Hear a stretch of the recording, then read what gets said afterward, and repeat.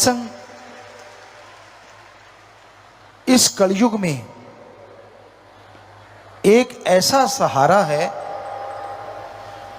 जो डूबते हुए को नाव मिल जाए उससे भी बढ़िया तरीका है। आम कहा जाता है डूबते हुए को तिनके का सहारा, पर अगर नाव ही मिल जाए तो पूछिए मत। तो उसी तरह इस कलयुग में डूबते हुए जीवों को, तड़पते हुए जीवों को बचाने के लिए, राहत पहुंचाने के लिए राम का नाम एक जहाज है जो उन डूबते हुए, उन तड़पते हुए जीवों का आधार है। और कोई उस नाम का जाप करे, सुमरन करे, फिर तो कहना ही क्या है। सो उस परम पिता परमात्मा के नाम का जाप हमेशा आप करते रहो, कहीं गुमराह ना हो जाओ, कहीं आलस्य में ना पड़ जाओ, कहीं भूल ना जाओ परमपिता परमात्मा को। इसलिए संत पीर फकीर सत्संग लगाते हैं। एक अनजान आदमी है, जंगल में भटक गया और उस भटकते हुए को एक रास्ता सूझा। उसे नहीं पता वो रास्ता कैसा है, उसे नहीं मालूम वो रास्ता कैसा है। बुद्धि विवेक का काम लेता तो पता चलता, पर उसने आप देखा ना ताप उस रास्ते पे निकल पड़ा। उस रास्ते में जंगली जानवर हैं, उस रास्ते में दलदल है, जान बचाएगा तो कैसे, बहुत ही मुश्किल है। वो लुट जाता है डाकुओं के हाथों, घायल हो जाता है पशुओं के हाथों और फंस के रह जाता है दलदल में। लेकिन एक पूरे जंगल का जानकार है, उसे पता है शॉर्टकट रास्ता कौन सा है। उसे पता है ये रास्ता दलदल भरा है, ये जानवरों से भरा है, इधर डाकू रहते हैं और ये बिल्कुल सेफ रास्ता है। पर वो इंसान फिर भी दलदल वाले रास्ते में चल पड़े, डाकुओं की तरफ चल पड़े, या पशुओं वाले रास्ते में जो खा जाएंगे उस रास्ते में चल पड़े, तो क्या कहिए। ऐसे ही सत्संगी होते हैं, जो सत्संग सुनते हैं, नाम लेवा होते हैं। जब वो ऐसे जंगली रास्तों पे निकल पड़ते हैं तो फिर दद्दा दोष ना काहू दीजै, दोष कर्मा अपनिया, जो मैं किया सो मैं पाया, दोष न दीजै आवर्जन। आप तो जानकार हो, जिसने सत्संग सुना, नाम ले लिया, वो तो जानकार है कि ये रास्ता गलत है, ये रास्ता गलत जा रहा है, ये दलदल भरा है, यहां पे काम वासना क्रोध लोभ मोह अहंकार टूट पड़ेंगे, बर्बाद कर देंगे। वो सब जानता है। अगर जानते बूझते हुए भी वो उस रास्ते का चयन करता है, उस रास्ते को चुनता है, तो इसमें फिर ना तो भगवान का दोष, ना गुरु पीर फकीर का दोष, अपने कर्मों की सजा भोगता रहता है, तड़पता रहता है, व्याकुल रहता है। तो इसलिए सत्संगियों, आपको तो पता है गलत रास्ते नहीं चलना, फिर आप मन के लोभ लालच में क्यों चल पड़ते हो? क्षणिक स्वाद के लिए क्यों आप अपने सतगुरु से मुंह फेर लेते हो? क्यों सत्संग की बातों को दरकिनार कर देते हो? क्यों नहीं अमल करते आप? और जब आप अमल नहीं करते, जब आप वचनों की काट करने लगते हो, तो जिंदगी में दुख आज नहीं तो कल आने वाले हैं। फिर उसके लिए भी तैयार रहना। दुख आपने सहेड़े हैं तो फिर भोगने के लिए भी आप अपने आप को तैयार रखो। फिर तो बड़ा भगवान भगवान करते हो, राम राम करते हो। पहले तो राम की सुनते नहीं, पहले उसके संत पीर फकीर की सुनते नहीं, और जब फंस गए, जब तड़पने लगे, फिर भगवान शहद जैसा लगता है। क्यों करते हो आप ऐसा? मन की वजह से। जवानी तो गधे पे भी आती है, आपके कोई अलग नहीं आई, उस पे भी आती है। आपकी जवानी कैसी? वो जवानी जो सतगुरु के लेखे लगे, अरे वो जवानी जो समाज के भले कामों के लेखे लगे, अरे वो जवानी जो भक्ति इबादत में पल पल गुजारे, उस जवानी के बराबर दुनिया में तीनों लोकों में कोई नहीं होता। उसकी भक्ति अव्वल दर्जे की मंजूर होती है। या कोई बचपन में लग जाए और आखिर तक निभा दे, उसकी अव्वल दर्जे की होती है। पर यहां तो जब दोहरा मापदंड अपना लेते हैं लोग, अपने सतगुरु को, अपने राम को मूर्ख बनाना उनकी आदत बन जाती है। गुरु को मानते हो पर गुरु की नहीं मानते, ये खतरनाक है, ये डेंजर है। जब आपको समझी आ गई कि रास्ते दलदल से भरे हैं, जब आपको समझी आ गई कि जंगली जानवर आप पे अटैक करने को तैयार बैठे हैं, तो राम नाम का शॉर्टकट क्यों नहीं अपनाते? क्यों काम वासना क्रोध लोभ मोह अहंकार मन माया को, उन जंगली जानवरों को अपने पे टूटने का मौका देते हो? क्यों?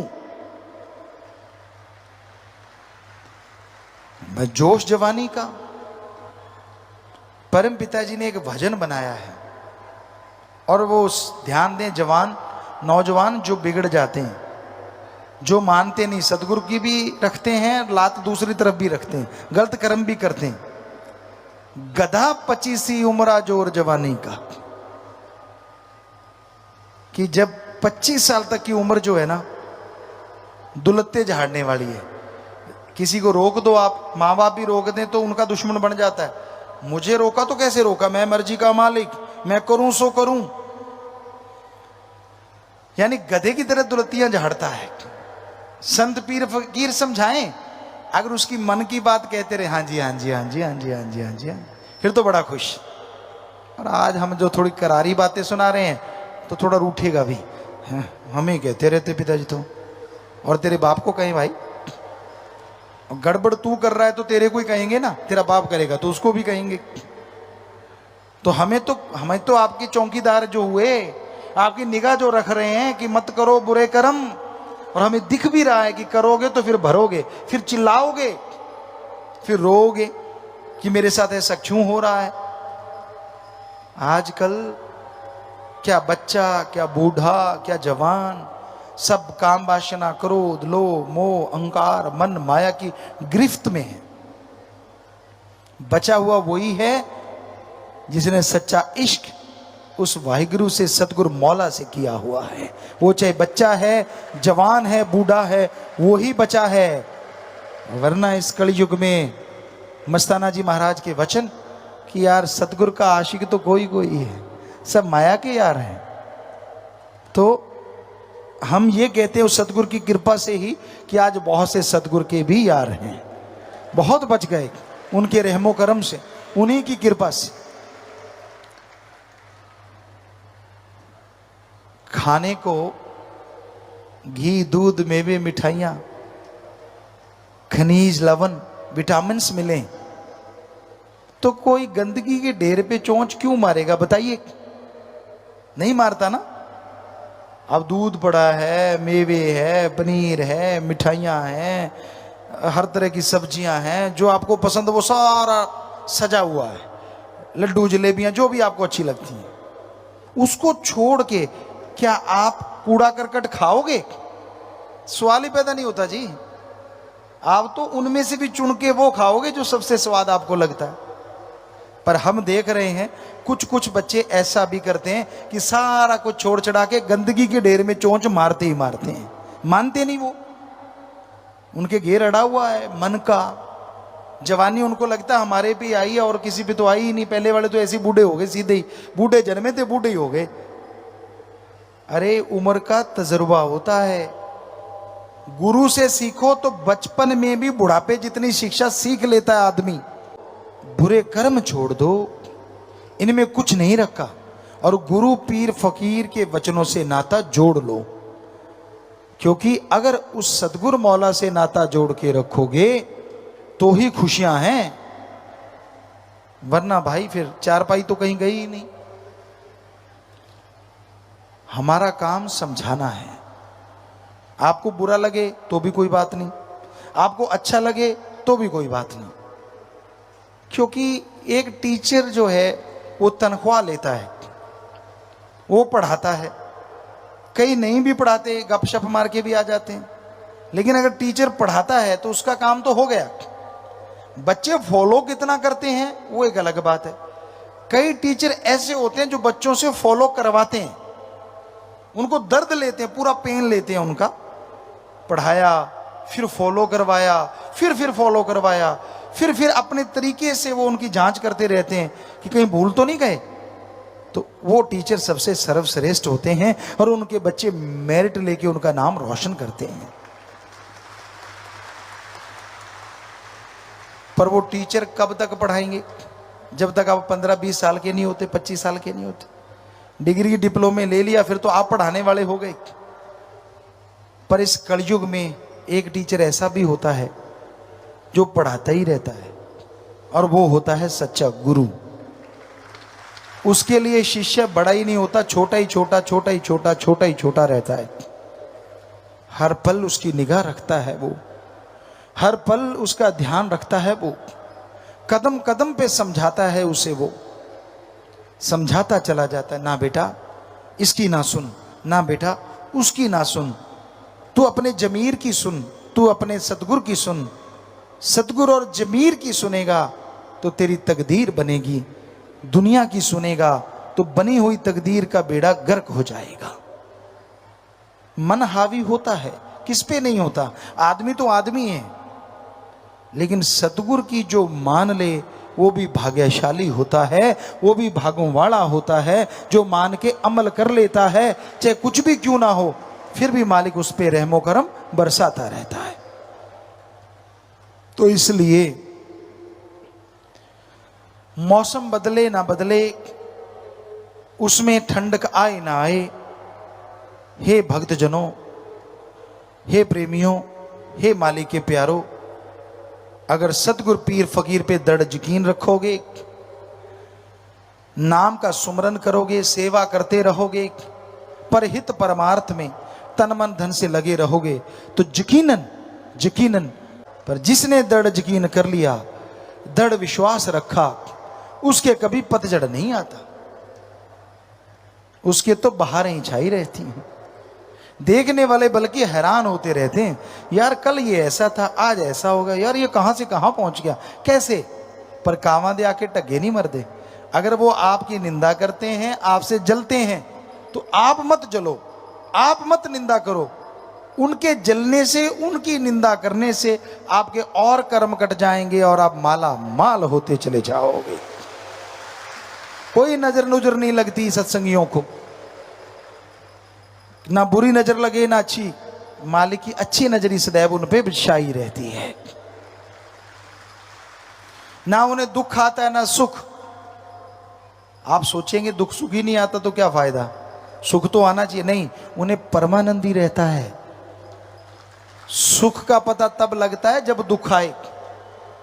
आप में से सारे साथ संगत बैठी है, जब नजला जुकाम लग जाता है, बेहद ज्यादा पानी बह रहा है, सिर दर्द है, कोई अच्छा नहीं लगता, खाना भी फीका फीका, सब कुछ अजीबोगरीब, ये है दुख। और फिर जब आप बिल्कुल ठीक हो जाते हैं तब पता लगता है हाँ आराम आ गया, तो वो है सुख। यानी अगर जुकाम लगा तभी पता चला ना सुख क्या है, वरना तो दुख का पता ही नहीं। तो इसलिए सत्संगी जो होते हैं, मालिक से प्यार करते हैं, सुख दुख नहीं आता, वहां तो परमानंद ही रहता है, तमीज ही नहीं रहती, खुशियां ही खुशियां, खुशियां ही खुशियां। यही सचखंड है, यही निज धाम में होता है। देते ही हैं। एक बार उसने देखा कि संत जा रहे हैं, तो उसने नमस्कार किया। संत कहने लगे बोल भाई क्या चाहिए? कहते जो आप दे दो। संत जानते थे वो ये नहीं कहेगा कि आपका दिया सब कुछ है। संत कहने लगे ठीक है, ये मंत्र ले ले, तू जो मांगेगा तुझे मिलेगा, पर एक शर्त है। कहने लगा जी क्या? कहते तेरे पड़ोसी के दुगना आ जाएगा। कहता अपने को क्या? कहता जी ठीक है, चलो बेटा बोल तो दिया, अपने को क्या, आगे देखो। संत चले गए और उसने मंत्र को पढ़ा और मांगा, मेरे 2 जोड़ी बैल बढ़िया आ जाएं। खेती करता था, बड़ा खुश, देखा निगाह घुमा के, बहुत खूबसूरत नगौरी बैल आए खड़े, बहुत खूबसूरत। अभी खुश हो ही रहा था घरवाली को आवाज ही मारी थी, पड़ोसियों के शोर मच गया, उनके 4 जोड़ी आ गई। छोटी छोटी दीवार थी, ऊपर से देखा, ओ तेरी 4 जोड़ी। फिर याद है संतों ने कहा था पड़ोसी के डबल होगा, कहता चल कोई नहीं, कोई फर्क नहीं पड़ता। फिर उसको लगी भूख, कहने लगा जी 36 प्रकार की 4 थालियां आ जाएं, बच्चे सारे बैठे थे, परिवार था, खाना खाना है। 4 थालियां आ गई, अभी कौर तोड़ के मुंह में डाली थी, पड़ोसी के शोर मच गया। फिर भागा, दीवार के ऊपर से देखा, उनकी 8 थालियां आ गई। अब ईर्ष्या की आग तो जलने लगी, पर जैसे तैसे उसने फिर जाप किया, घर वालों को मैदान में बिठाया, कहता भाई अब देखो मेरे खूबसूरत से घर बन जाए। बहुत खूबसूरत घर बन गया, सारे खुश होके देख रहे हैं। अचानक शोर मचा, पड़ोसी के 2 घर बन गए। अब तो आग लग गई, कहता अब नहीं कुछ मांगूंगा। दुनियादारी में मास्टर बहुत होते हैं, तोड़ने वाले, जोड़ने वाला तो मालिक ही है। यार जो कमाई मैंने की, सेवा मैंने की, भक्ति मैंने की, वरदान मुझे मिला, पड़ोसी बिना वजह फायदा उठा रहे हैं। ਧੰਨ ਧੰਨ ਸਤਿਗੁਰੂ ਤੇਰਾ ਹੀ ਆਸਰਾ। ਗੁਰੂ ਜੀ ਦੀ ਪਿਆਰੀ ਸੰਗਤ ਨੂੰ ਨਿਵੇਦਨ ਕੀਤਾ ਜਾਂਦਾ ਹੈ ਕਿ ਹਰ ਰੋਜ਼ ਸਤਸੰਗ ਸੁਣਨ ਦੇ ਲਈ ਸਾਡੇ ਚੈਨਲ ਡੇਰਾ ਸੱਚਾ ਸੌਦਾ ਨੂੰ ਸਬਸਕ੍ਰਾਈਬ ਕਰ ਲੈਣਾ ਜੀ।